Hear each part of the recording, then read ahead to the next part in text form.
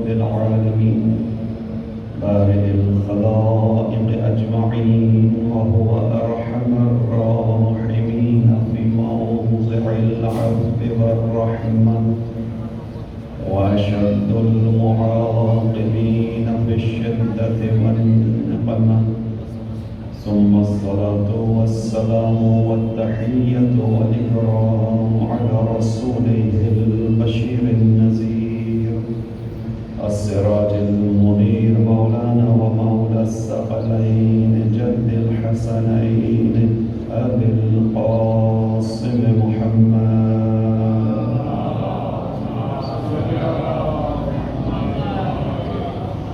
وعلى أهل بيته الطيبين الطاهرين المعصومين المظلومين الذين أذهب الله عنهم الرجس وطهرهم تطهيرا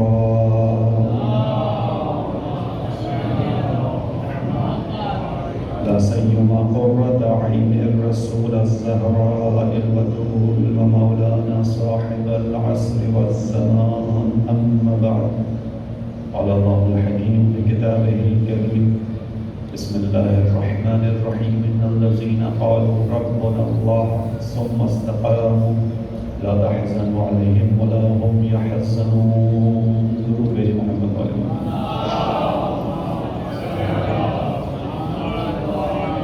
عزیزان محترم، ایک مرحومہ کے ایصال ثواب کی مجلس ہے جس میں آپ اور ہم اس نیت سے آئے کہ انشاءاللہ ہمارے اس مجلس کا اجر خدا کی بارگاہ میں شرف قبولیت پائے گا اور اس کا جو ہے وہ ایصال مرحوم مخصوصاً مرحومہ کی روح کو کیا جائے گا۔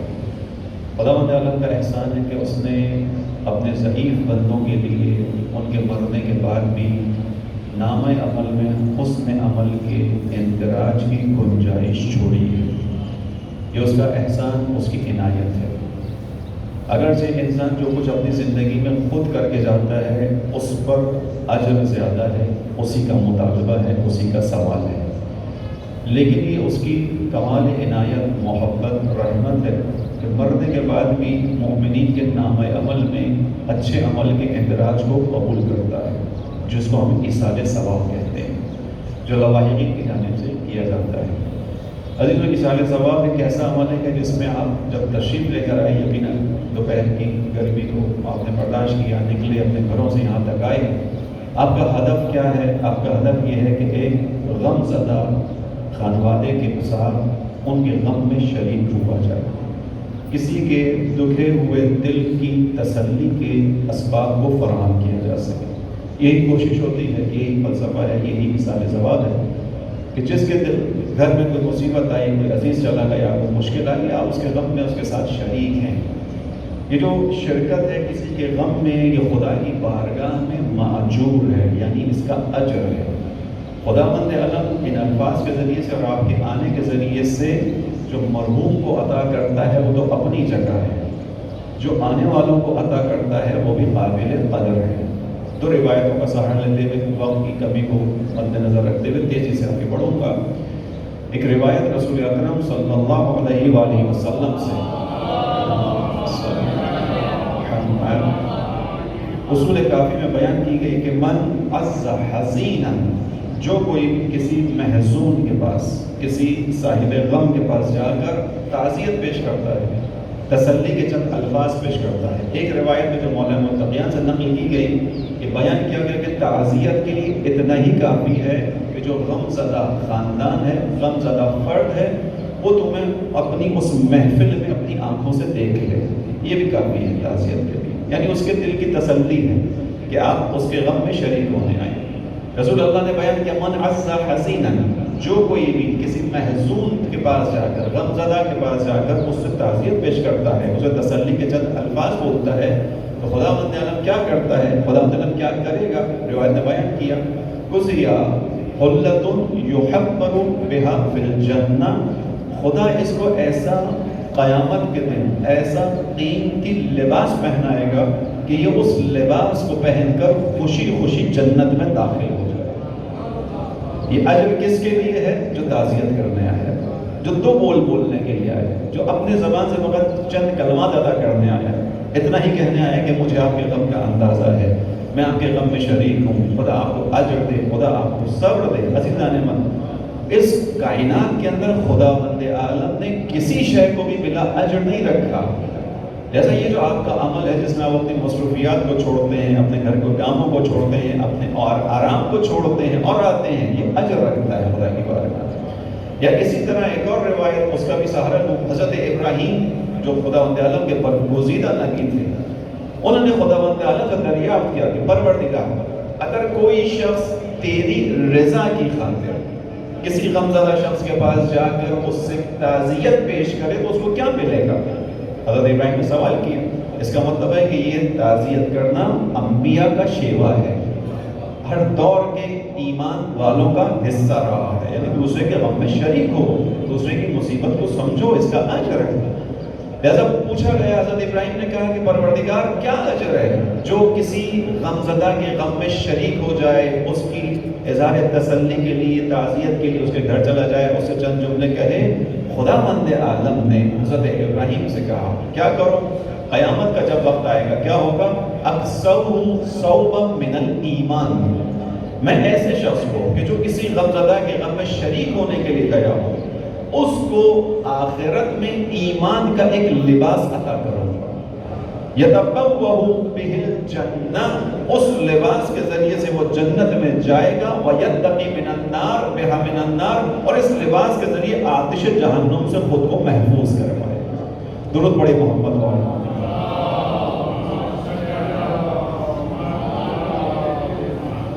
بارے دیگر سے بات کریں۔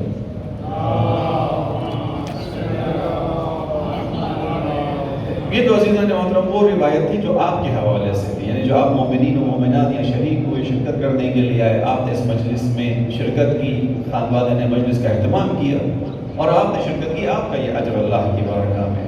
بس خدا بند عالم جب آپ کو اجر عطا کر رہا ہے تو جن مرحومین کی خاطر یہ مجلس کی گئی ہو وہ کیسے محروم رہ جائیں گے؟ خدا انہیں بھی یقیناً آپ کی برکت سے ثواب عنایت فرمائے گا۔ عزیزو، قرآن کریم کی آیت کو آپ کے سامنے سرنامہ کلام قرار دیا، اس کا ترجمہ کرتے ہوئے اس کی ہی چند مطالب کو بیان کروں اور زحمت تمام۔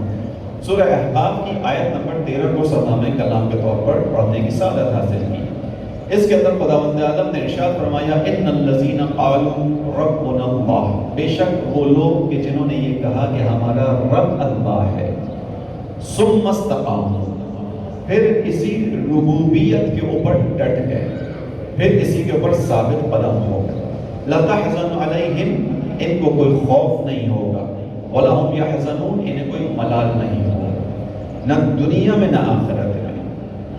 اس کی گونج بہت زیادہ ہے، اگر تھوڑا سا اپنے اس کی آواز کو کم ہو سکے تو بہتر ہوگا۔ سورہ احقاف کی آیت نمبر 13، یہ ہم سب کے لیے، ان الذین قالوا، اب یہ گروہ ہے کہ جس کو خداوند عالم رنج و حزن و ملال سے مبرہ قرار دے رہا ہے، لیکن عزیزو اس گروہ میں آنے کا اختیار میرے اور آپ کے پاس۔ ہر انسان یہ چاہتا ہے کہ اس کی زندگی آسودگی سے گزرے، ہر انسان یہ چاہتا ہے کہ اس کی زندگی آرام سے گزرے، ہر انسان آرام دہ زندگی کا طالب ہے۔ ایسا ہی ہے، ہم میں سے کوئی بھی شخص ایسا نہیں ہوگا جو زندگی کے اندر مشکلات کو بلا وجہ قبول کرنے کے لیے تیار ہو، اور ایسا ہونا بھی نہیں چاہیے۔ ہمیں روایات میں بھی منع کیا گیا ہے کہ خدا بند عالم سے اپنے لیے امتحان نہ مانگو، امتحان نہ مانگو، اگر امتحان آ جائے تو اس کو گزارنے کا سلیقہ اور تحمل خدا سے مانگو۔ خدا سے نہ کہو کہ مجھے امتحان دے۔ ایک شخص شیخ رجب علی خیاط کے نام سے مشہور شخصیت گزری، ایران کی عرفاء میں سے تھے۔ ان کے پاس ایک شخص آیا، آنے کے بعد کہنے لگا کہ میری زندگی مستقل مشکلات میں، میں بہت زیادہ مشکلات میں زندگی گزار رہا ہوں، حالانکہ دعائیں پڑھتا ہوں۔ شیخ رجب علی نے کہا کون سی دعا پڑھتے ہو؟ کہنے لگے میں دعائے عدیلہ پڑھتا ہوں روزانہ۔ دعائے عدیلہ مومنین پڑھتے ہیں، مفاتیح الجنہ کے اندر موجود ہے۔ شیخ رجب علی نے کہا کہ تم دعائے عدیلہ مت پڑھو، اس کی بجائے دعائے یستشیر پڑھو، بہترین دعاؤں میں سے دعائے یستشیر، انسان کی آسانی کے لیے۔ اس نے کہا کہ ٹھیک ہے میں دعائے یستشیر پڑھوں گا، لیکن عدیلہ کیوں نہ پڑھوں؟ کہا اس لیے کہ اس میں امام علی علیہ السلام نے خدا مند عالم سے اپنے لیے آزمائش کو طلب کیا ہے۔ وہ علی کا حوصلہ ہے کہ وہ خدا سے آزمائش مانگتے ہیں، وہ علی کا مقام ہے کہ وہ خدا بند عالم سے امتحان مانگتے ہیں۔ علی مرتضیٰ خدا بند عالم کے وہ بندے جو ان امتحانوں میں چوٹیوں پر چوٹیاں سر کرتے چلے جاتے ہیں، تمہارا وہ حوصلہ نہیں ہے۔ توجہ کیجیے گا، دعاؤں اسی لیے ہمارے یہاں سکھایا گیا کہ جو دین کے معاملات ہیں ان میں انسان کا ہاتھ کسی مجرب یا جو ہے جو حاضر جو مربی ہے اس کے ہاتھ میں ہونا چاہیے، جانتا ہے چیزوں کا مطلب کیا ہے۔ بس ان الذین قالوا، جنہوں نے کہا اللہ ہمارا رب ہے لیکن اس پر ڈٹ گئے، ان کو کوئی خوف نہیں ہوگا۔ ہم میں سے ہر شخص چاہتا ہے بے خوف زندگی گزارے، آرام دہ زندگی گزارے، راستہ قرآن نے دے دیا۔ کیا کرو؟ اللہ کی ربوبیت کے سائے میں آ جاؤ۔ یہی وہ سوال ہے عزیزان محترم جو قبر میں مجھ سے اور آپ سے پوچھا جائے گا۔ تلقین کا عمل ہم میں سے ہر شخص نے اپنی آنکھوں سے دیکھا ہے، ایک بار نہیں دیکھا، بارہا دیکھا ہے۔ اور ممکن ہے آپ افراد مومنین تشییع جنازہ کے اندر تدفین کے مراحل میں مدد کی خاطر کبھی قبر میں اترے بھی ہوں، کسی مردے کا شانہ آپ نے بھی پکڑا ہو اور شانے کو ہلا کر آپ نے بھی کہا ہو، جب نام لیا جاتا ہے اس کا، نام لینے کے بعد کیا کہا جاتا ہے؟ اسماعیل فلاں ابن فلاں، اور اس کے بعد کہا جاتا ہے کہ جب اللہ کی جانب سے وہ متبرک دو ملائک تمہارے پاس آئیں وَسَأَلَاكَ عَنْ رَبِّكَ، تمہارے رب کے بارے میں تم سے سوال کرے تو کیا کہنا؟ فَقُلْ فِي جَوَابِهِمَا اللَّهُ جَلَّ جَلَالُهُ رَبِّي، میرا پروردگار تو اللہ ہے۔ اس آیت کے اندر بھی قرآن نے بیان کیا ان الذین قالوا ربنا اللہ، جنہوں نے کہا ہمارا رب اللہ ہے، ثم استقاموا، پھر اس پر ڈٹ گئے یعنی مستحکم ہو گئے۔ اس کا مطلب یہ نہیں کہ زندگی میں امتحان اب نہیں آئے گا، آزمائش آئے گی مگر ان کا بھروسہ خداوند عالم کے اوپر ہوگا۔ توجہ رکھیے گا، اللہ اس میں جامع ہے، اس میں جامع ہے، یعنی خداوند عالم کے اسماء حسنہ ہیں، 99 اسماء حسنہ کہا جاتا ہے جو مشہور ہے، لیکن 99 ناموں کا خدا کے اسم محدود نہیں ہے۔ خداوند عالم کی ذات لامحدود ہے، خدا کی شان لامحدود ہے، خدا کے اسماء لامحدود ہیں۔ اسی لیے قرآن نے ایک جگہ آیا وَلِلَّهِ الْأَسْمَاءُ الْحُسْنَى، جتنے بھی نیک نام ہیں، اسماء حسنہ ہیں، وہ اللہ ہی کے لیے، اللہ ہی کو ذکر دیتے ہیں۔ انہی ناموں میں سے بہت سے نام ہیں، رازق، حی، غفور، غفار، قدیر، یہ تمام اللہ کے اسم ہیں، لیکن جب ان تمام اسماء کو جمع کیا جائے تو کہا جاتا ہے لفظ اللہ۔ اللہ یعنی تمام چیزوں کا مجموعہ ہے، اس میں جلالہ کہا جاتا ہے۔ ربنا اللہ، ہمارا رب اللہ ہے۔ جب کہہ دیا رب اللہ ہے، اس کا مطلب ہے رازق کون ہے؟ اللہ ہے۔ عزت دینے والا کون ہے؟ اللہ ہے۔ آزمائش میں ڈالنے والا کون ہے؟ اللہ ہے۔ آزمائش سے نکالنے والا کون ہے؟ اللہ ہے۔ بیمار کرنے والا کون ہے؟ اللہ ہے۔ بیماری سے نکالنے والا کون ہے؟ اللہ ہے۔ جب انہوں نے اللہ کو اس کی اس میں جامعیت کے ساتھ پہچان لیا، اب ان کو کوئی خوف نہیں ہے۔ یہ نہیں ہوگا کہ ان پہ امتحان نہیں آئے گا، ان پہ آزمائش نہیں آئے گی، ان پہ مشکل نہیں آئے گی، نہیں، یہ تو زندگی کے فلسفے کے برخلاف ہے۔ فلسفہ زندگی ہی یہ ہے کہ انسان نے مشکلات سے، آزمائشوں سے گزرنا ہے۔ قرآن میں سورہ عنکبوت کی ابتدائی آیات میں ہے کہ کیا انسان یہ گمان کرتا ہے کہ ہم اس کو ایسے ہی چھوڑ دیں گے اور اسے آزمائش میں نہیں ڈالا جائے گا؟ پھر خدا کہتا ہے نہیں، ہم نے تو ان سے پہلے جتنے بھی گزرے ہیں سب کو آزمائش میں ڈالا ہے۔ ہر انسان آزمائش سے گزرے گا، زندگی میں آنے کا ہدف بھی یہ ہے۔ لیکن اگر کوئی خداوند عالم کی جانب توجہ مرکوز کر لے تو زندگی کے ان امتحانات سے آسانی سے گزر جاتا ہے، کیونکہ اللہ اس کے ساتھ ہے۔ اس کی مثال لے لیجئے، جب حضرت موسیٰ جو خداوند عالم کے برگزیدہ انبیاء میں سے تھے، خدا کے حکم کے مطابق بنی اسرائیل کو لے کر نکلے، جب لے کر نکلے تو آگے دریا نیل آیا، پیچھے فرعون کا لشکر۔ اب جو ساتھ ساتھ اہل ایمان تھے نکل تو گئے حضرت موسیٰ کے ساتھ، لیکن انہیں خوف لاحق ہوا کہ موسیٰ آگے دریا ہے، یعنی آگے بھی ہلاکت ہے، پیچھے فرعون کا لشکر ہے، پیچھے بھی ہلاکت ہے، ہم تو درمیان میں پھنس گئے، کیا کریں، کہاں جائیں؟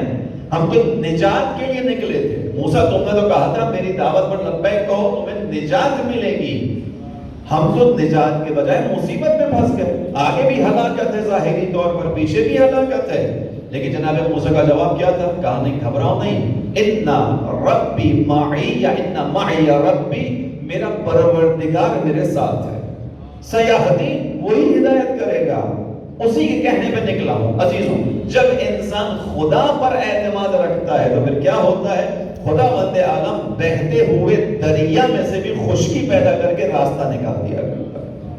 یہ خدا فقط موسیٰ کا خدا تو نہیں ہے، یہ خدا تو میرا بھی ہے، یہ خدا تو آپ کا بھی ہے، ہم اور آپ بھی اسی خدا کی خدائی کے اندر زندگی گزار رہے ہیں۔ بس عزیزان محترم، یہ جو موضوع ہے، جن لوگوں نے استقامت دکھائی، کہا اللہ ہمارا رب ہے اور اس میں راستے میں استقامت دکھائی، انہیں کوئی خوف نہیں ہوتا۔ یہ آیت میں نے کیوں سرنامہ کلام کے طور پر لی تھی؟ ایک تو یہ کہ ہم سب کو ان چیزوں کی ضرورت ہے۔ اس دور کے اندر انسان مشکلات میں گھرا ہوا ہے، کورونا کی بیماری ہے، ہر گھر میں کوئی نہ کوئی مشکل آ گئی ہے، کسی کے یہاں بیمار ہے، کسی کے یہاں کوئی دنیا سے چلا گیا ہے۔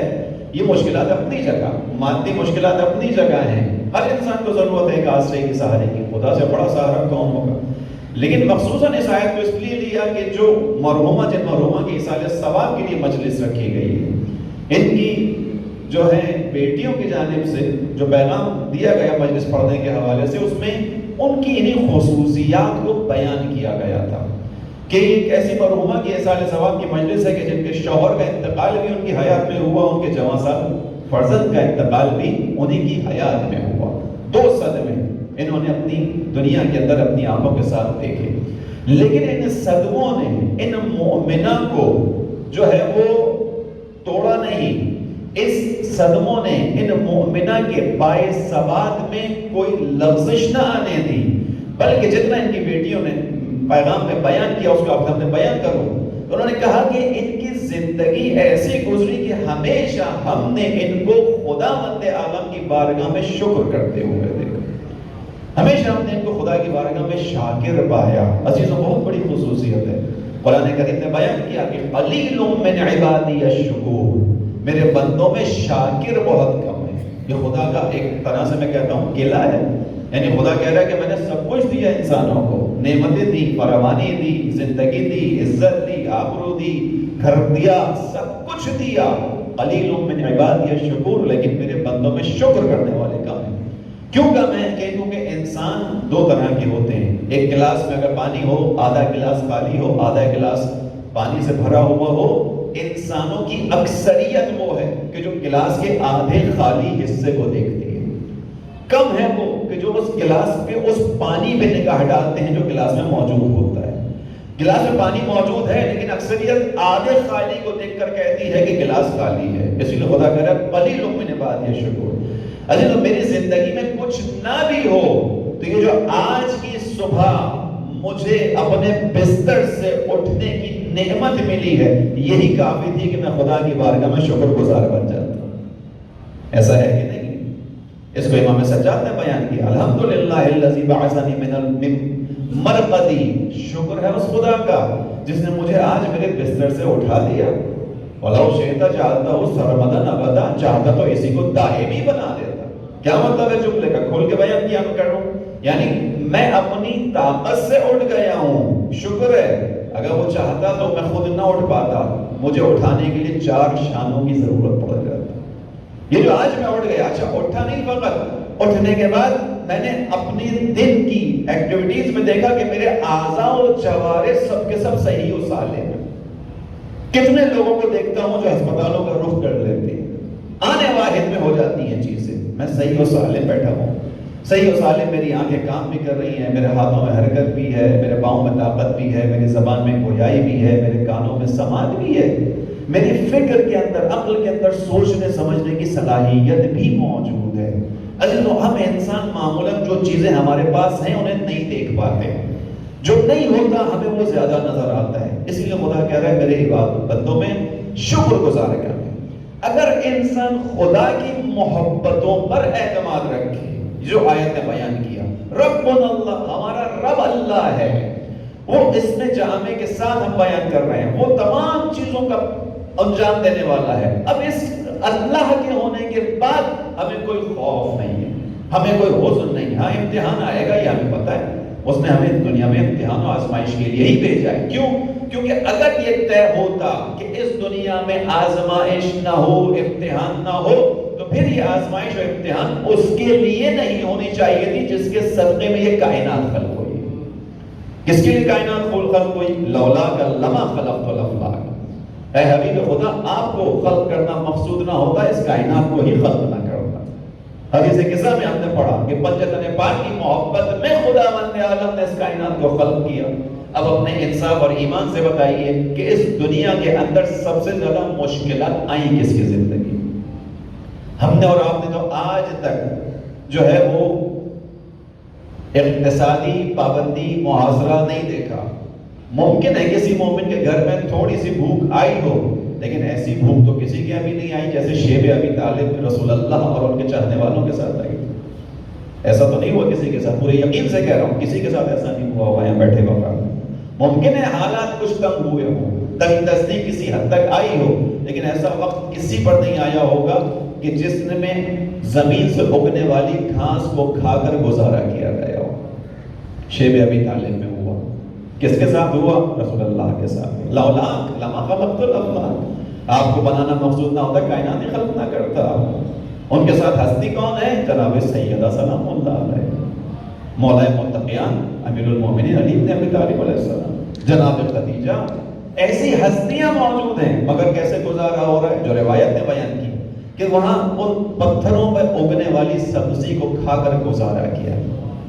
ارے تو ہم نے اور آپ نے وہ اذیتیں برداشت ہی نہیں کی جو رسول اللہ نے برداشت کی. ہم اور آپ آزاداری کرتے ہیں، الحمدللہ آزادی کے ساتھ کرتے ہیں. جناب زینب نے آزاداری کیسے کی تھی؟ جناب زینب کو اس آزاداری کے لیے کتنی مشکلات اٹھانی پڑی تھی. یہ امتحان میں نے عرض کیا اگر طے تھا کہ کہیں نہ آئے تو یہ ہستیاں سزاوار تھیں، ان پر امتحان نہیں آنا چاہیے، لیکن انہوں نے شدید ترین امتحان دیا. شدید ترین امتحان ان ہستیوں کا گزرا. اس کا مطلب ہے کہ جو خدا کی بارگاہ میں جتنا درجہ رکھتا ہے اس کا امتحان اتنا ہی شدید ہوتا ہے. جو جتنا درجہ رکھتا ہے اللہ کی بارگاہ میں. بس اب یہ زندگی گزرے گی اللہ کے سہارے. عزیزوں، اس دنیا میں محرومہ مومنہ کی خصوصیات ہی بیان کی کہ خدا بند عالم نے ان کے ساتھ یہ اس طرح سے ہوا کہ شوہر بھی چلا گیا، جوان بیٹا بھی چلا گیا. آپ دیکھیے وہی والی بات کہ جو بیان کیا گیا ان کے حوالے سے، جس کو میں نے کہا تھا کہ شکر کب آتا ہے؟ جب انسان جو چیزیں میسر ہوں ان پہ نگاہ رکھے، جو نہیں ہیں ان پہ نگاہ نہ رکھے تو انسان شاکر بنتا ہے. ان کے بارے میں محرومہ کے بارے میں پیغام جو آیا اس میں یہی بیان کیا کہ جب ان کے بیٹے کا انتقال ہو گیا تو ظاہر ماں تو ہے، صدمہ تو ہے، لیکن ان کی زبان پر ایک شکر ہوتا تھا. کیا ہوتا تھا؟ کہتی تھی کہ خدا بند عالم کا شکر ہے کہ اس نے میرے بیٹے کو صاحب اولاد کیا تھا. اس کی بیٹیاں ہیں جو میری آنکھوں کی ٹھنڈک ہیں. خدا بند عالم نے میرے اس بیٹے کی نسل کو میری ان بیٹیوں کے ذریعے سے جاری رکھا. آج میرے بیٹے کی یہ بیٹیاں میرے بیٹے کی یادگار ہیں. یہ خصوصیت ہے عزیزان محترم، بہت بڑی خصوصیت ہے. یہ انسان کی سعادت ہے کہ زندگی میں جو میسر ہے اس کو دیکھے. واقعی مومنہ کا اجر ہے کہ انہوں نے جو میسر تھا اس پہ نگاہ رکھی. چلا گیا جوان بیٹا، کوئی معمولی ہے جوان بیٹے کا جانا. جوان بیٹے کا جانا آسان نہیں ہوتا، مائیں تحمل نہیں کر پاتی، مگر شکر خدا کرتی تھی. بار اللہ تیری امانت تھی، تو نے لے لیا، اور اس کے بعد تو نے اس کی اولاد دی ہے، اس کی بیٹیاں دی کہ یہ میری آنکھوں کی ٹھنڈک ہے. میں ان کو دیکھتی ہوں مجھے میرا بیٹا یاد آ جاتا ہے. یہ میرے بیٹے کی یادگار ہے. والذین قالوا ربنا اللہ، جنہوں نے کہا ہمارا رب اللہ ہے، ثم استقاموا، پھر ڈٹ گئے. یعنی اللہ کے راستے میں اللہ کی طرف سے آنے والی چیزوں کو اپنے لیے مصیبت نہیں سمجھا، امتحان سمجھا، تاکہ اس امتحان سے گزر کر خدا کی بارگاہ میں درجات حاصل کر سکے، تاکہ خدا کی بارگاہ میں کچھ نتائج حاصل کر سکے. بس عزیزوں، یہ انسان کا بھروسہ اگر خدا پر ہو جائے تو پھر خدا وہی ہے جس نے موسیٰ کے لیے دریائے نیل میں راستہ بنایا. ربنا اللہ، میرا رب اللہ ہے، تو پھر خدا وہی ہے. پھر انسان گھبراتا نہیں ہے.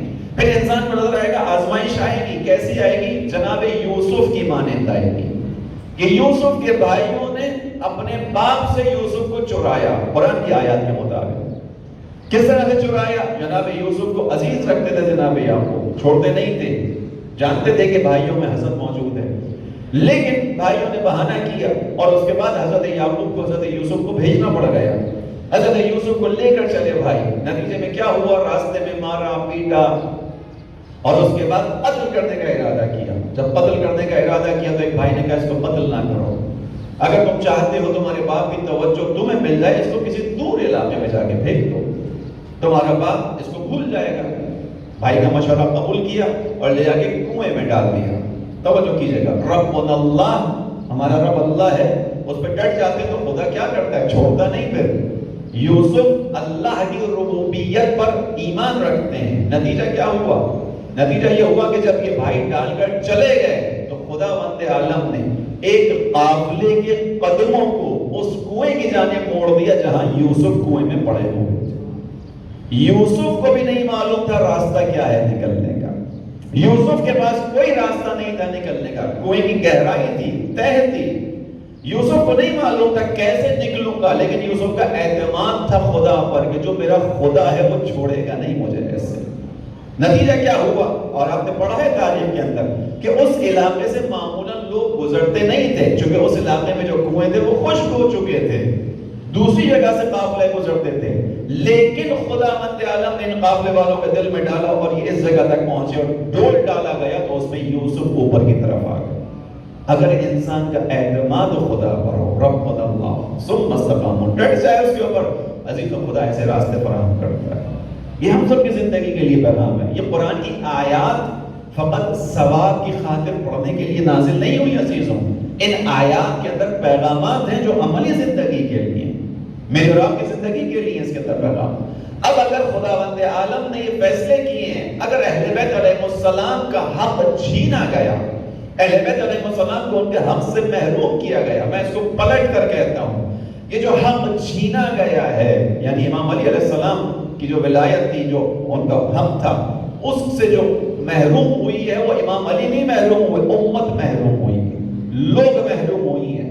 یہ لوگوں کا حق چھینا گیا.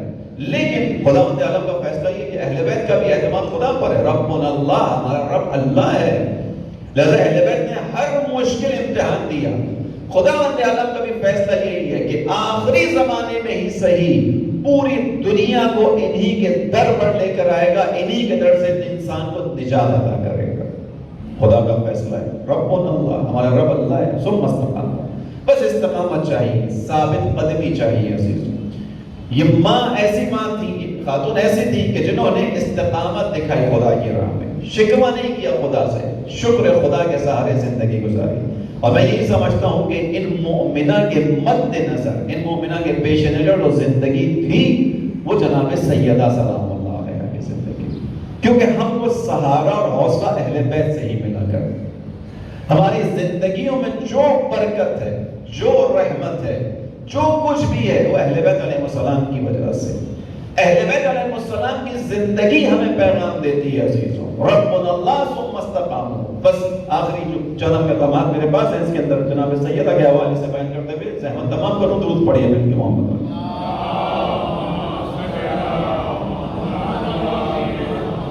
یہی پیغام اہل بیت کا بھی ہے کہ دیکھو اللہ کی راہ میں ثابت قدم رہو، مشکل آئے اس مشکل کو جھیل جاؤ، خداوند عالم تمہاری زندگی میں نتائج دے گا.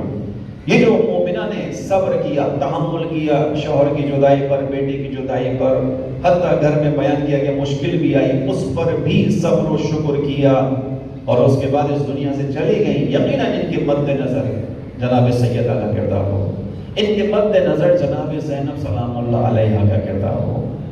کیوں؟ کیونکہ استقامت کی تاریخ رقم کی ہے جناب زینب نے، استقامت کی، ثابت قدمی کی تاریخ رقم کی ہے جناب زہرا سلام اللہ علیہ. عزیزان محترم، وہ وقت کہ جب امام علی علیہ السلام کی ظاہری خلافت کو ان سے چھینا گیا ہے، غدیر کو لوگوں نے بھلا دیا ہے، اس عالم میں کہ جب مرد معاشرے میں نکلنے کی ہمت نہیں کر رہے، ایسے عالم میں جو مدینے کے دروازے پر جا کر دروازوں کو کھٹکھٹا کر علی کے حق کے لیے قیام کرتی ہیں وہ جناب سیدہ کی ذات.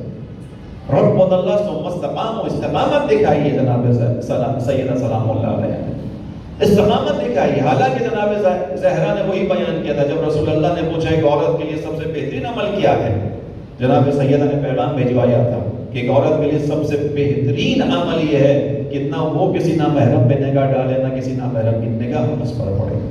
لیکن جب بات حق کی آئی، استقامت کی آئی، ثابت قدمی کی آئی، لوگ پیچھے ہٹ گئے.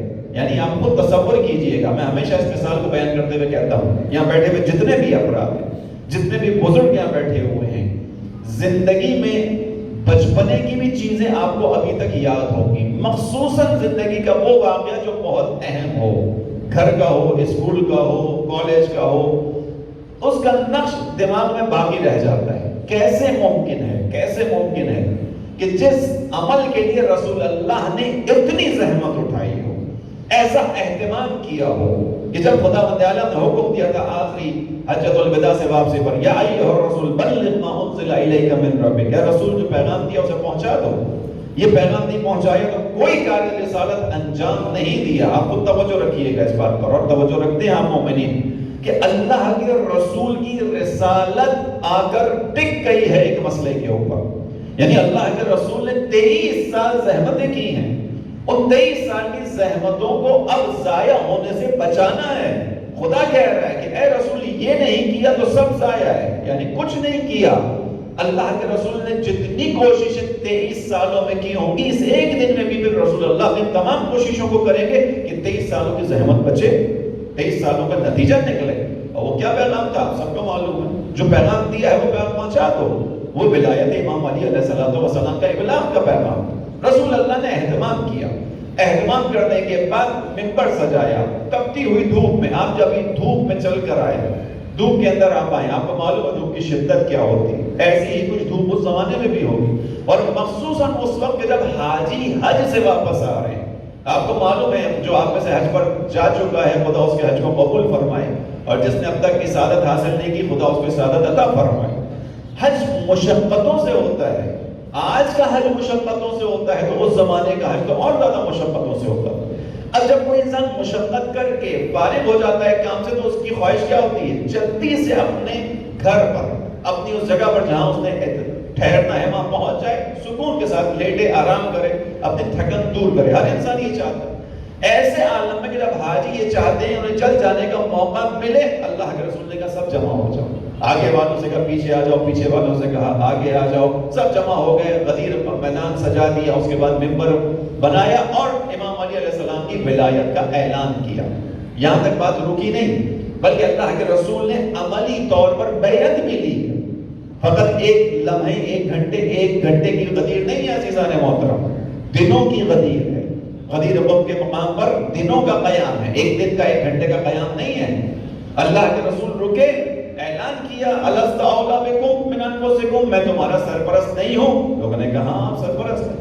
رسول اللہ نے کہا من کنت مولا فعلی مولا، جس کا میں سرپرست ہوں اس کا یہ علی بھی سرپرست ہے، جس کا میں مولا ہوں اس کا یہ علی بھی مولا ہے. توجہ رکھیے. پھر بیعت لی ہے لوگوں سے، لوگوں کو پابند کیا کہ ایک ایک کر کے آؤ علی کے حق پر بیعت کرو. مولا کا خیمہ لگا دیا گیا، مولا بیٹھ گیا. اس کے بعد ایک ایک کر کے حاجی آئے ہیں. عزیزو کتنا حاجی تھا؟ 1 لاکھ سے زیادہ تعداد بیان کی جاتی ہے. آپ سوچئے گا ایک سیکنڈ بھی اگر ایک حاجی کے بیعت کرنے میں لگی ہو تو کتنا وقت لگا ہوگا. یہ اہتمام ہوا، بیعت لی. بیعت میں فقط مردوں کو شامل نہیں کیا گیا، عورتوں سے بھی بیعت لی گئی.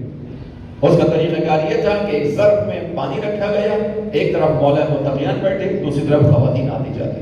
مولا کا ہاتھ پانی کے اندر ہوتا تھا، خاتون اپنا ہاتھ دوسری طرف سے پانی میں رکھتی تھی اور کہتی تھی کہ میں اقرار کرتی ہوں کہ آپ میرے مولا ہیں. اس اہتمام سے رسول اللہ نے بیعت لی ہے. یہ غدیر میں ہوا. کیسے ممکن ہے کہ رسول اللہ کو ابھی اس دنیا سے گئے ہوئے فقط 2 مہینے گزرے، 18 ذی الحج کو یہ واقعہ ہوا غدیر قوم کا. 28 سفر کو رسول اللہ کی رحلت ہے. کتنا فاصلہ ہے؟ 18 سے 28 سفر 2 مہینہ 10 دن، یعنی 70 دن. میں نے عرض کیا یہاں جو بزرگ بیٹھے ہیں تو بچپنے کی چیزیں یاد ہیں، مخصوصاً جس واقعے کے اندر شدت ہو، جو بڑی چیز ہو زندگی کو یاد ہے. ممکن نہیں ہے کہ اہل مدینہ اس واقعے کو بھول گیا. مسئلہ کیا تھا؟ استقامت کی کمی. وہی جو میں نے شروع میں بیان کیا، ثابت قدم نہیں تھے. ثابت قدمی نہ ہونے کا نتیجہ کیا نکلا؟ علی جیسا امام اپنے ظاہری حق سے محروم ہے. ثابت قدمی نہ ہونے کا نتیجہ کیا نکلا؟ وہی اہل بیت علیہ السلام جو رسول اللہ کی زندگی میں آنکھوں کی ٹھنڈک تھے. رسول اللہ نے کیا کہا تھا؟ فاطمہ تو قرۃ عینی، فاطمہ میری آنکھوں کی ٹھنڈک ہے. فاطمہ تو بضعۃ منی، فاطمہ میرا ٹکڑا ہے. من آذاها آذانی، جس نے اس کو اذیت دی اس نے مجھے اذیت دی. اسی دروازے پر جہاں اللہ کے رسول نے کم و بیش 6 مہینے کھڑے ہو کر کہا السلام علیکم یا اہل بیت النبوہ، یعنی عملی طور پر بتایا کہ یہ دروازہ قابل احترام ہے. زبان سے فقط نہیں کہا، عملی طور پر، جس کو ہم آج کی زبان میں کہتے ہیں کہ آج کا دور ڈیمونسٹریشن کا دور ہے. جو آتا ہے اسے کر کے دکھاؤ. آج کل اگر ہائرنگ کی جاتی ہے جابس کے لیے تو ڈیمونسٹریشن ہوتی ہے، مینیجرز ڈیمونسٹریشن لیتے ہیں کہ کر کے دکھا دو، پتہ چل جائے گا کیا ہے۔ رسول اللہ نے زبانی نہیں کہا تھا میری بیٹی کا احترام کرنا، زبانی نہیں کہا تھا اس دروازے کے ذریعے سے تمہاری سعادت طے ہوگی، عملی طور پر کر کے دکھایا 10 عزیزان محترم۔ لیکن کیا ہوا نتیجہ آپ کے سامنے، اس عالم میں کہ جب پورا مدینہ پیچھے ہٹ گیا، ایسے میں جناب سیدہ آگے نکلی، ثم استقام، اور قائم ہو گئے۔ ربنا اللہ، ہمارا رب اللہ ہے، اس پر استقامت دکھائی۔ ہاں، اس استقامت کی جناب سیدہ کو جو ہے وہ قیمت ادا کرنی پڑی۔ علی کے حق میں جناب سیدہ کھڑی ہوئی، نتیجہ کیا ہوا؟ نتیجہ یہ ہوا کہ جناب سیدہ پہ چلتا ہوا دروازہ گرایا۔ نتیجہ کیا ہوا؟ جو رسول اللہ کی آنکھوں کی ٹھنڈک تھی، اس کا رونا امت سے برداشت نہیں ہوا۔ اسی کے رونے کو بہانہ بنا کر علی کے پاس آ گئے، کہنے لگے کہ علی، فاطمہ کے رونے نے ہمارا سکون چھین لیا۔ فاطمہ سے کہیں یا دن کو رو یا رات کو۔ عزیزوں، ہمیشہ اس جملے پہ میں ایک بات کرتا ہوں کہ رونا تو ہر دور کے ہر غمزدہ انسان کا بنیادی حق ہے، بنیادی حق ہے۔ اس رونے کو تو کوئی بھی نہیں روک سکتا۔ انسان چاہے مغرب میں ہو چاہے مشرق میں، اس پر غم آتا ہے، انسان روتا ہے۔ روتے ہوئے انسان کو لوگ تعزیت پیش کرتے ہیں، سینے سے لگاتے ہیں، لیکن یہ اہل بیت کی مظلومیت ہے۔ یا رسول اللہ کے اوپر جناب سیدہ رو رہی ہیں، ان کا رونا برداشت نہیں کیا جاتا، یا ادھر امام حسین کے بچوں کو اگر وہ روتے ہیں تو تماچے مارے جاتے ہیں۔ یہ مظلومیت اہل بیت ہے۔ جناب سیدہ کس پر رو رہی ہیں؟ رسول اللہ پر رو رہی ہیں۔ اللہ کے رسول اس دنیا سے گئے۔ جناب امام علی سے آگر لوگ کہتے ہیں علی، جناب زہرا کے رونے نے ہمارا سکون چھین لیا۔ ہم سے کہیں دن میں رو یا رات میں، ایک وقت معین کریں، ہمیشہ رو رو کر ہماری زندگیوں کو زہرا نے جو ہے وہ مشکل میں ڈال دیا۔ مولا آنے کے بعد جناب سیدہ کو پیغام دیا، کہا ہے زہرا، یہ مدینے کے لوگ کہتے ہیں کہ آپ کے رونے سے ان کی زندگی مشکل ہو گئی۔ عجیب جملہ جناب زہرا نے کہا ہے علی، آپ انہیں پیغام دے دیجیے جا کر کہ زہرا کا یہ رونا بس چند دن کا رہ گیا ہے، اس کے بعد تمہیں سکون مل جائے گا، اس کے بعد تمہیں سکون میسر آ جائے گا۔ اللہ اکبر! اتنا غریب، اتنا اجنبی ماحول ہو گیا کہ جناب زہرا اس مدینے کے اندر رو بھی نہیں پائی۔ عزیز جناب زہرا سلام اللہ علیہ نے مشکل برداشت کی۔ امام علی نے بیت الحزن بنا کر دیا۔ دن کی گرمی میں جناب زہرا اپنے بچوں کا ہاتھ تھام کے جاتی تھی، بیت الحزن میں بیٹھتی تھی، بابا کو یاد کرتی تھی، مگر افسوس یہ کہ امت کو وہ بھی برداشت نہ ہوا۔ بیت الحزن میں جو درخت تھا جس کی چھاؤں میں جناب زہرا بیٹھا کرتی تھی، اس درخت کو کاٹ دیا گیا تھا۔ اللہ رے مصیبت جناب سے میں عرض کروں گا جناب زہرا، یہ وہ مصیبتیں ہیں جو یہاں سے شروع ہوئی ہیں۔ یہاں درخت کو کاٹا گیا، آپ کو چھاؤں میسر نہ آئی، آپ کو دھوپ میں بٹھایا گیا، کل آنے والے دنوں میں آپ کی بیٹی زینب کو دھوپ میں چلایا جائے گا، ایسے قید خانے میں رکھا جائے گا کہ جہاں چھت نہیں ہوگی، جہاں چھت نہیں ہوگی۔ زینب اس جگہ پر یاد کرے گی کہ اے میری مادر گرامی، آپ ایسی جگہ بیٹھ کر روتی تھی جہاں پہ چھاؤں نہیں تھی، ہم بھی اس چھت کے نیچے، ہم بھی ایسی جگہ پر ہیں جہاں چھت میسر نہیں، دھوپ کی شدت ہے۔ امام زمانہ نے زیارت ناہیہ میں کہا ہے، سلام ہو ان چہروں پر کہ جن کے چہروں کی جلد دھوپ کی تمازت سے مرجھا چکی تھی۔ عزیزوں، آج گرمی شدید پڑتی ہے، گھروں سے تھوڑا دیر سے نکلتے ہیں، لیکن اہل بیت نے یہ سفر طے کیا، بس آپ کی زحمت تمام کی۔ جناب زہرا نے استقامت دکھائی، علی مرتضیٰ کے حق کے لیے قیام کیا، اس معاشرے کے اندر اٹھی کہ جہاں سب کو یاد تھا بدیر کا معاشرہ، کوئی ساتھ دینے میں تیار نہ ہوا، مگر جناب زہرا نے استقامت دکھائی۔ لیکن وہ وقت آ گیا جناب زہرا نے کہ علی ان سے کہہ دیجیے بس چند لمحوں کی بات ہے، چند دنوں کی بات ہے۔ عزیزوں، وہ وقت بھی آ گیا کہ جب جناب امام علی مسجد جا رہے تھے، جناب زہرا نے امام علی کو اپنے پاس بلایا، ابوالحسن میرے پاس بیٹھیے، کچھ گفتگو کرنی ہے۔ ماں کا جنازہ اٹھا ہے اس گھر سے، جو بچیوں نے اپنی ماں کا جنازہ اٹھایا ہے۔ ماں کا جنازہ بہت دشوار ہوتا ہے اولاد کے لیے اٹھایا جانا۔ جناب زہرا نے امام علی سے کہا، ابوالحسن تشریف رکھیے، مجھے آپ سے کچچھ گفتگو کرنی ہے۔ ایک عجیب جملہ کہا، اے ابوالحسن میری گفتگو کو سن لیجئے، اس کے بعد آپ زہرا کی آواز سننا پائیں گے۔ اجرکم اللہ۔ میں کہوں گا جناب سیدہ اس جملے نے مجھے نہیں معلوم میرے مولا کے دل کے ساتھ کیا کیا ہوگا. کیوں؟ کیونکہ اس مدینے کے اندر فقط آپ ہی تو ہیں جو علی کی غمخوار ہیں، فقط آپ ہی تو ہیں جس سے علی کو ایک ڈھارس ہے. آپ خود ہی تو جانتی ہیں، آپ ہی نے تو کہا تھا علی میں نے سنا ہے مدینے میں کوئی آپ کو سلام نہیں کرتا. علی نے آپ ہی کو تو خبر دی تھی، ذرا سلام تو بہت دور، سلام میں کروں تو کوئی جواب بھی نہیں دیتا ہے. اے جناب سیدہ آپ جانتی ہیں آپ ہی علی کی واحد ڈھارس ہے. علی کے دل پر کیا گزری ہوگی جب آپ نے کہا ہوگا کہ اے علی میری آواز سن لیجئے، اس کے بعد آپ میری آواز نہ سن پائیں گے. یعنی یہ آخری گفتگو ہے علی آپ کے ساتھ. عزیزوں امام علی بیٹھ کے جناب زہرا نے کہا اے علی میں آپ کو وصیت کرنا چاہتی ہوں، میری وصیت سن لیجئے. میری وصیت یہ ہے کہ اے علی جب میں مر جاؤں تو میرے بچے بہت چھوٹے ہیں، اے علی ان کے ساتھ شفقت سے پیش آئیے گا، مہربانی سے پیش آئیے گا. پھر جناب زہرا نے کہا اے علی میں آپ سے ایک گزارش کرتی ہوں، اور وہ یہ کہ اگر آپ کے اس گھر میں مجھ سے کوئی کوتاہی سرزد ہوئی ہو تو آپ گھر گزر کیجئے گا. اتنا جملہ سننا تھا علی تڑپ گئے. کہا زہرا آیت تطہیر آپ کی شان میں نازل ہوئی ہے، آپ سے کوتاہی کا تصور بھی نہیں ہو سکتا.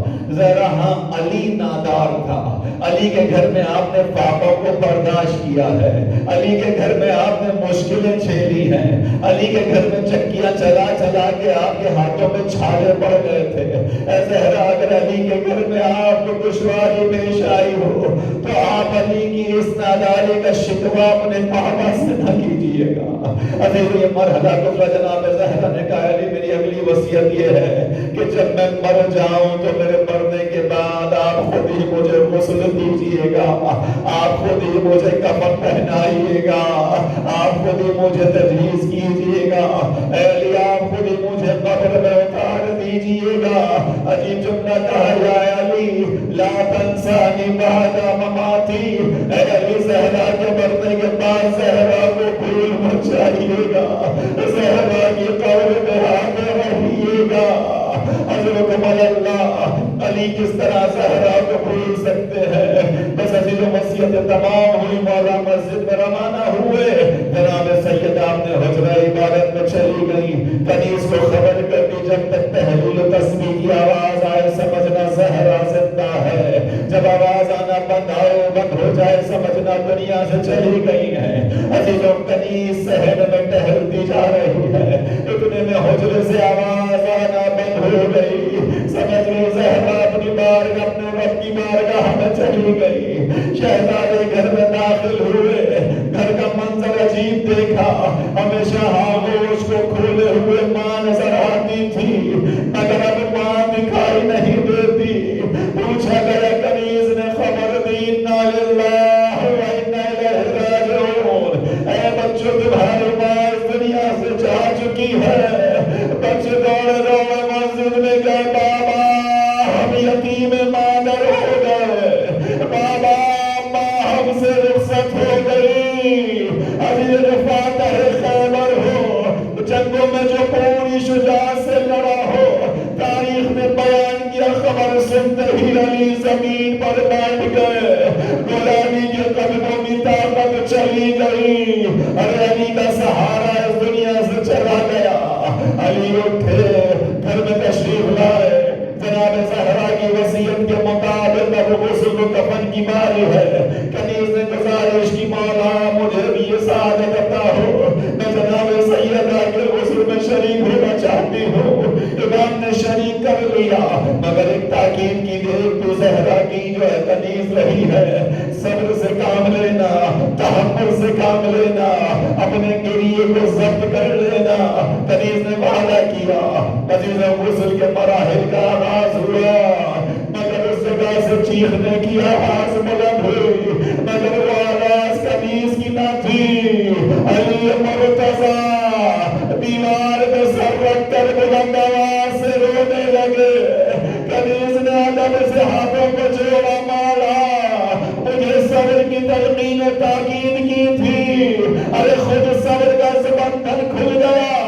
علی نے کیا جملہ کہا کیسے صبر کرو. زہرا کا شکستہ پہلو، زہرا کا نیش دہار میری آنکھوں کے سامنے آ گیا.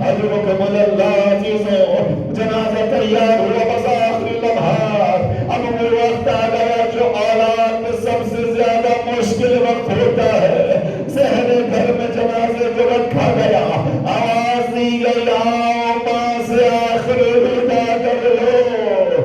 عزیز جب اس مرحومہ کا جنازہ اٹھا ہوگا، جو بیٹیاں ہیں وہ چاروں طرف سے آئی ہوں گی، مجھے یقین ہے جنازے کو اٹھنے نہیں دیا ہوگا، بچیاں یہ بن جاتی ہوں گی، کیسے کہے کوئی کہ آخری بار بہانے دیکھو، مگر مشیت الہی ہے جنازہ اٹھتا ہے۔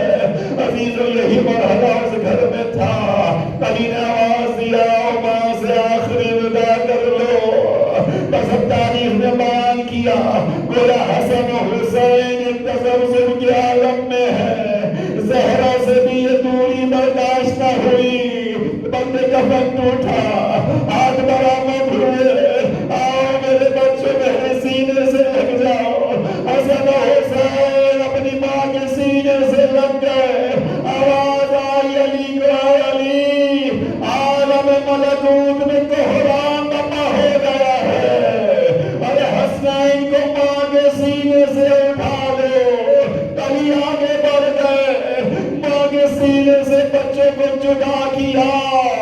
ابھی سے بس ایک جملے کی اجازت اور ختم دعا، ادھر باپ تھا، لپٹنے والے بچے تھے، جنازہ ماں کا تھا، باپ نے شفقت سے پڑھ کر اٹھا لیا، مگر 61 ہجری میں منظر بدلا ہے، جنازہ باپ کا ہے، سر پہ جسم پہ سر موجود نہیں، جسم سے لپٹنے والی ایک بچی ہے، مگر اٹھانے کے لیے، جدا کرنے کے لیے تازیانہ آیا، تماچا مارا گیا، سکینہ کو باپ سے جدا۔ سَيَعْلَمُ الَّذِينَ ظَلَمُوا أَيَّ مُنقَلِبٍ يَنقَلِبُونَ۔ بارگاہ اس توسل کو اپنی بارگاہ میں قبول فرما۔ اس مجلس کا اجر مرحومہ مہر جمیل جعفری بنت احمد علی جعفری کی روح کو وصال فرما۔ جن مرحومین کے لیے اس مجلس کا اہتمام کیا گیا، علی محمد جعفری ابن محمد علی جعفری، جماعت جعفری ابن